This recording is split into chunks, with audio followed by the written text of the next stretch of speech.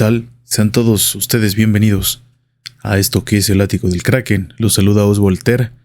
Y antes de iniciar, quiero desearles que este 2026 sea más próspero y les vaya mejor que el año anterior y que logren lo que se han propuesto.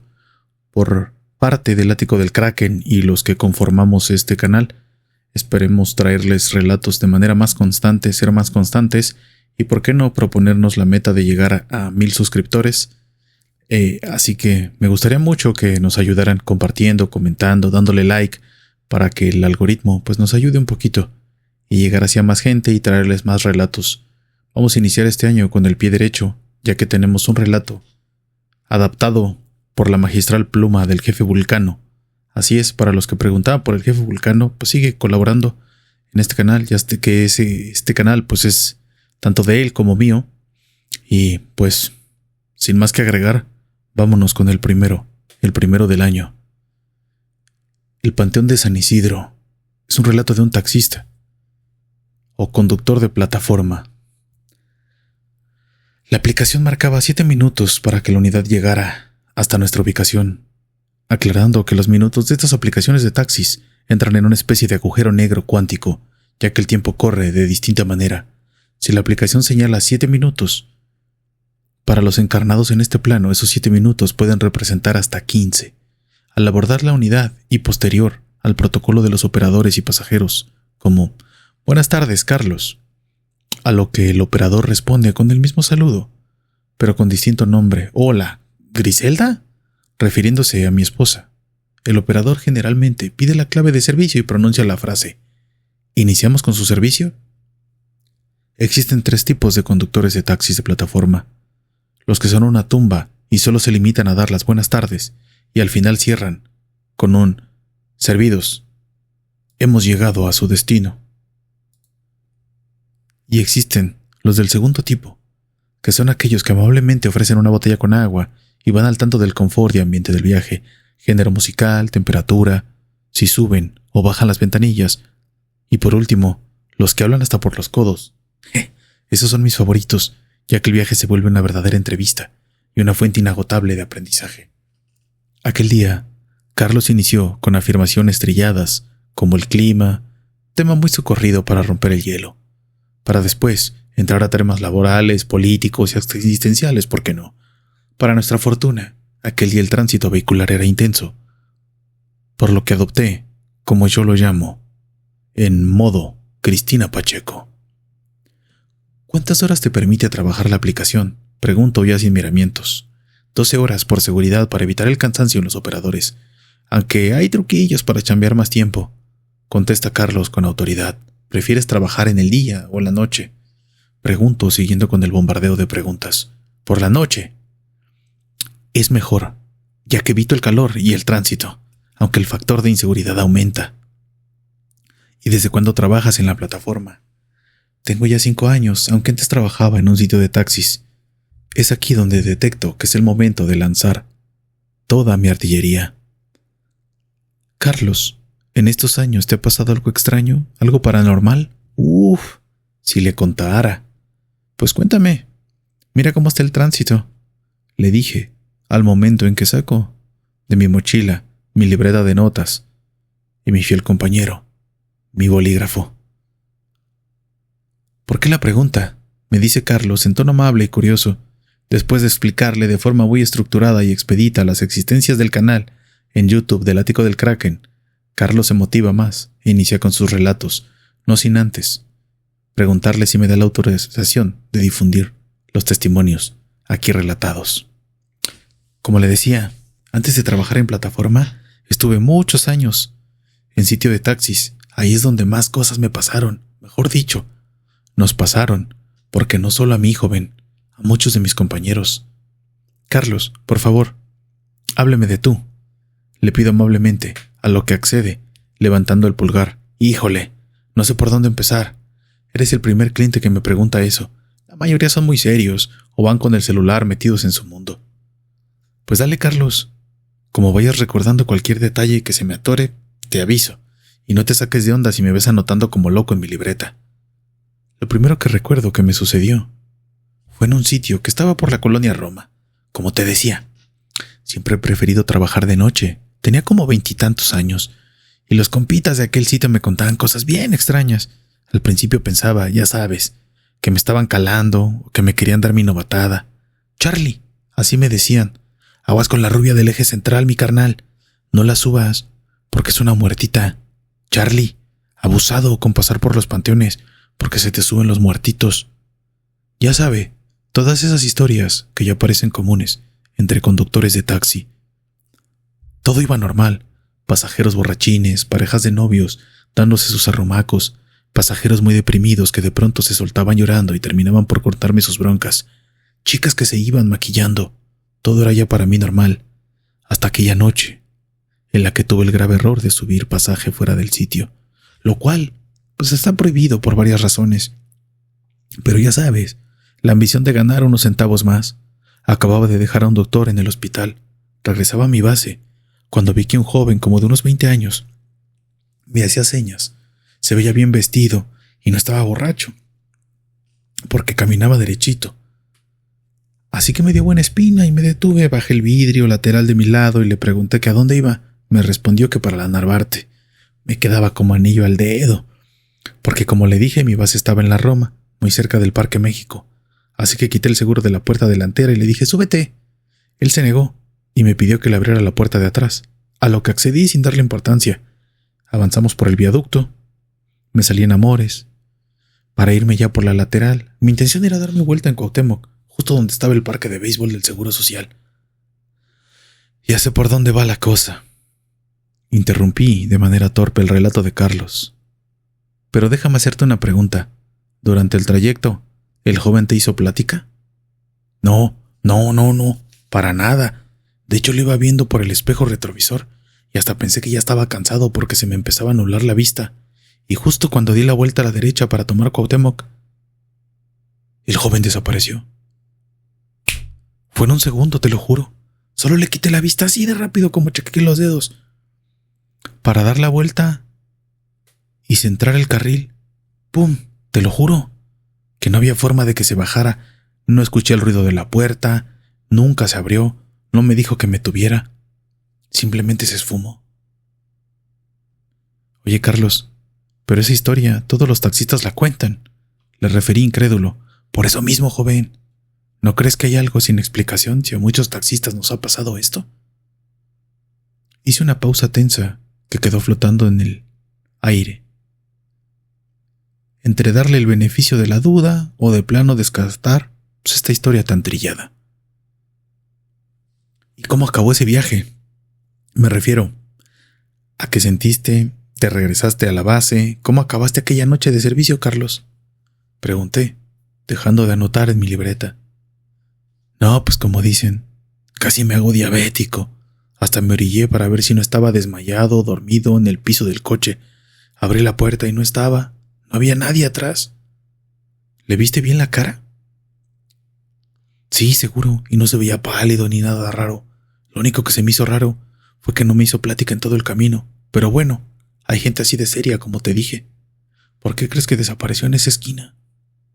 ¿Habrá fallecido ahí? Pues cuando regresé a la base, al siguiente día, me dijeron los compañeros que posiblemente se desvaneció ahí, porque justo enfrente está el Panteón Francés de la Piedad. ¿Seguiste trabajando esa noche? No, me fui a mi casa, no pude dormir y hasta pensé en dejar de trabajar de noche, pero ya sabes, hay que perseguir la chuleta, no había de otra. Pero eso fue solo el inicio de este tipo de experiencias. Ya cuando me había recuperado del susto, me pasó algo muy similar. Ya en otro sitio de taxis, esa noche estaban bien flojos los servicios. Nos pusimos a jugar 7. Nos pusimos a jugar 7:30 para matar el tiempo. Era diciembre y el frío pegaba bien recio. Ya como a las 3 de la mañana, llegó a la base una mujer madura, muy bien arreglada. Nos preguntó si podíamos llevarla. La verdad no recuerdo a dónde. Mi coche era el que estaba formado hasta mero adelante, así que nos enfilamos, nada de tránsito, y el frío pegaba más duro conforme pasaba la madrugada. Se me hizo muy raro que la señora solo traía un suéter bien ralito. Le ofrecí una frazada limpia que traía en la cajuela, incluso le aclaré que mi esposa la acababa de lavar, pero no me contestó.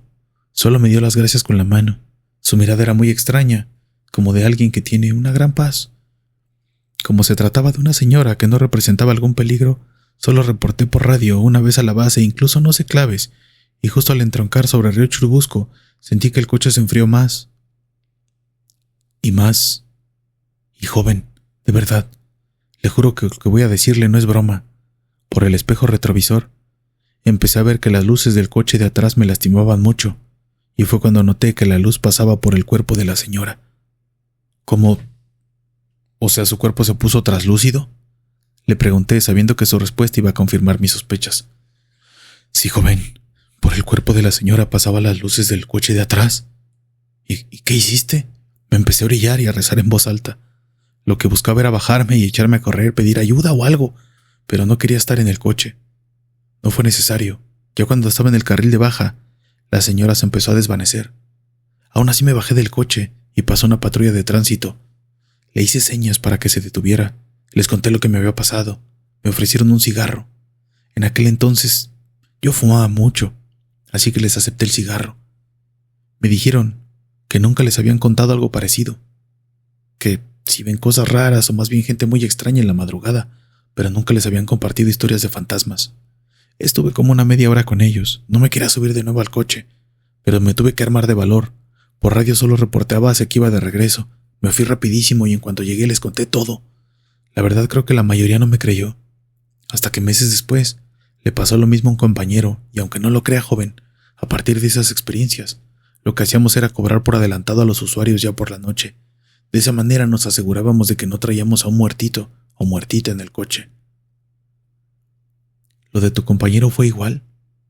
Sí, joven. Esa noche yo no estaba, pero me contaron que fue con un hombre maduro y todo lo demás igual. Se le hizo transparente y se esfumó. ¿En la misma avenida? No, fue en otro lugar, ni cerca del río Churubusco ni del Panteón Francés. ¿Y qué crees que sean, Carlos? No sé, le hemos dado vueltas y vueltas al asunto. No sabemos si sean almas que no han llegado a la luz y siguen por aquí penando.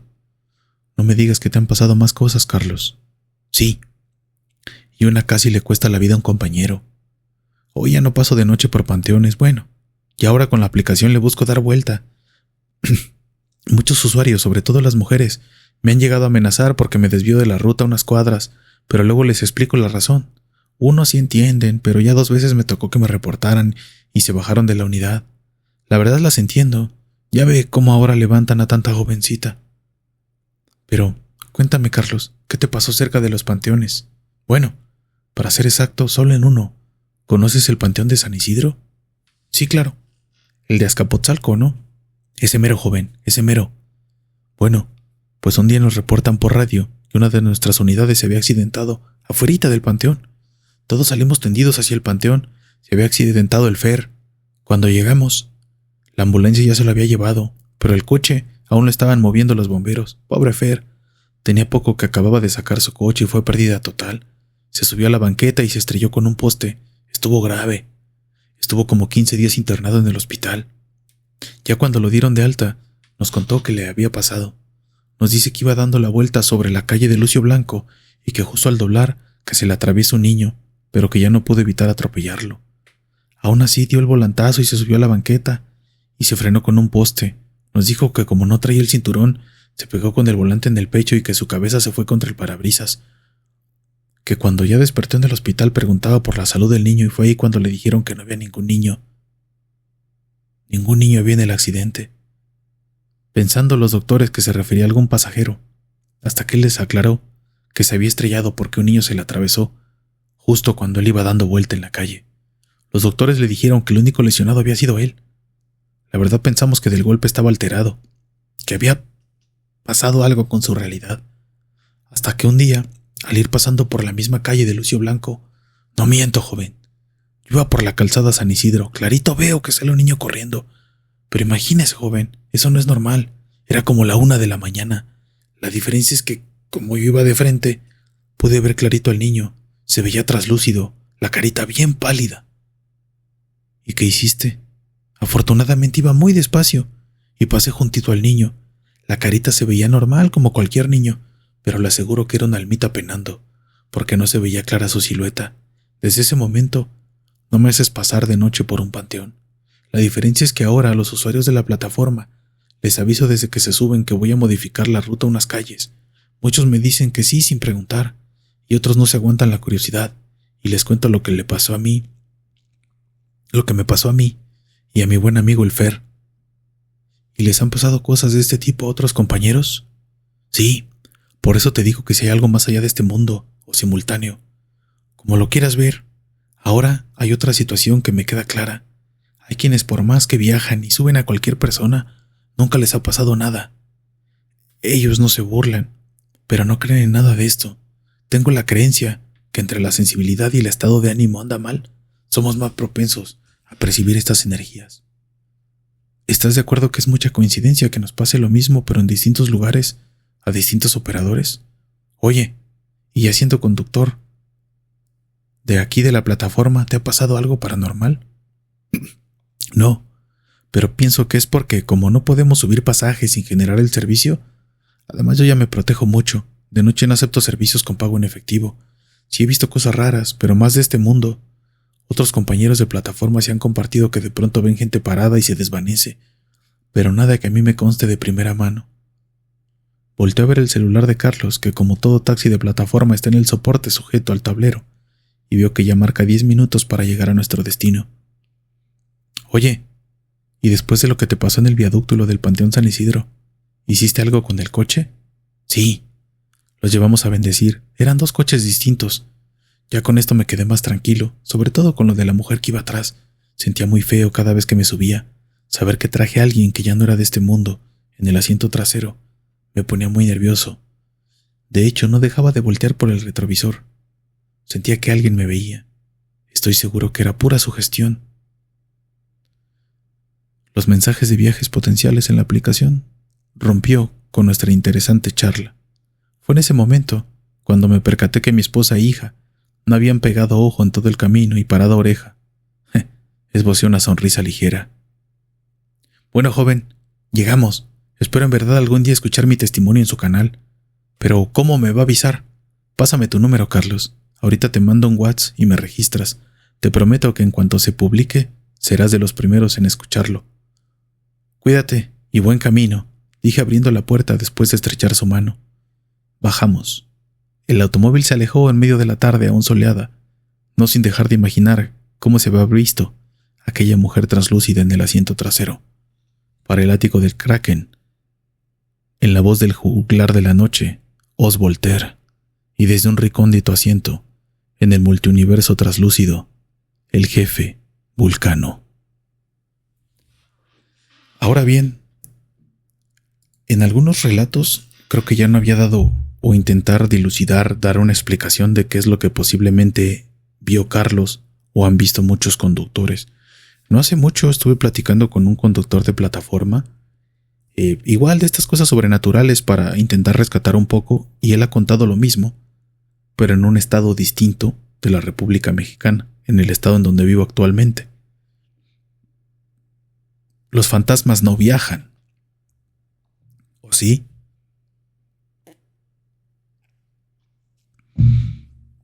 ¿Por qué vería lo mismo un conductor en Ciudad de México, un conductor en el norte del país, en el sur del país, en la playa?